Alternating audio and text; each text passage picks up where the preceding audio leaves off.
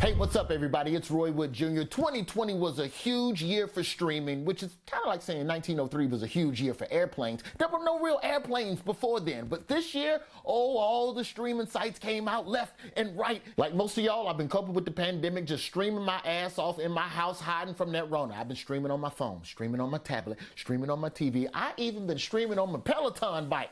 Technically, it's not a Peloton bike, it's an iPad that I taped to the handlebars of a bike I stole. Same difference. Anyway, now there's plenty of stuff to watch and plenty of places to watch it. First, let's start with the classics. Netflix, the OG of the game. Netflix been in it since DVDs. Y'all remember old school Netflix? They would send a DVD to your house and you'd go get it and you'd open up the mailbox and you'd go, oh boy, I got me a DVD. Mama, fire up the PlayStation 2. It's time to watch Memento. HBO, yo man, you gotta give it up to HBO and HBO Max. Quality shows. You got black women figuring out their lives. You got white women figuring out how to kill their husband. Wait, was it the husband they tried to kill? Or was it the setting up the husband for the... look, bottom line, if Nicole Kidman looking at your ass without smiling, you in some trouble. But this year, we also had a ton of new streaming services, which, if I'm gonna be honest, I'm a little suspicious of all these companies dropping during the same year we had a pandemic. You telling me y'all ain't had nothing to do with Corona coming out?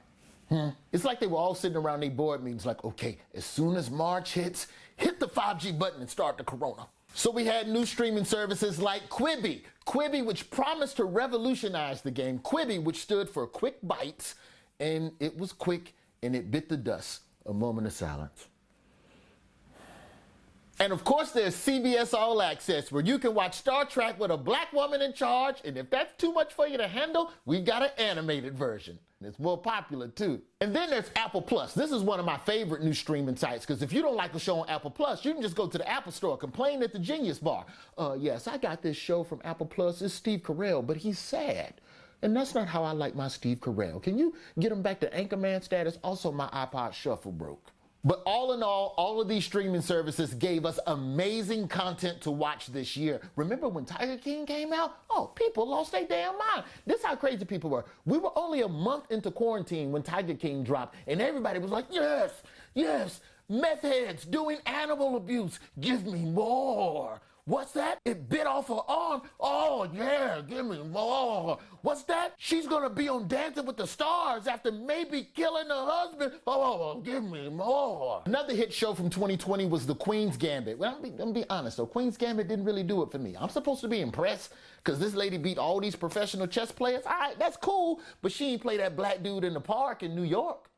You gotta beat him if you the real Queen Gambit. Gambit Queen? Is that what it's called? You know what I'm talking about. That black dude that's set up in Washington Square Park with a chessboard by himself, lonely, because nobody will play him, because people scared. Another huge show from 2020, The Last Dance. Oh my God, finally a documentary to prove how good Michael Jordan is at basketball. It also showed us that Michael Jordan is the Michael Jordan of laughing on an iPad. He's the Scottie Pippen of wearing oversized suits and the Bill Wennington of hiding his liquor on camera. I guess when you got 6 rings, you really ain't got to hide shit. Somebody told me the Great British Baking Show was good. I tried to watch an episode, but it was just people baking. Nobody was cussing, nobody was fighting, nobody was backstabbing.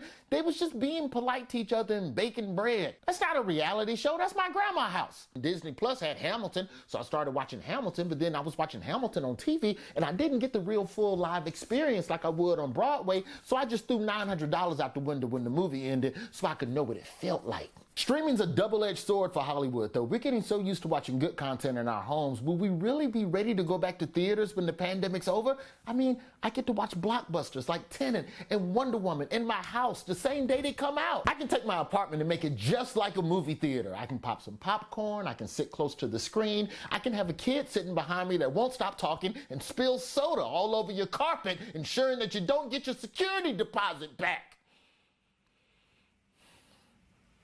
And that's the year in streaming. And please, for the love of God, stop saying I look like the dude from the movie Soul. It's not me. It's disrespectful and it's hurtful to my family.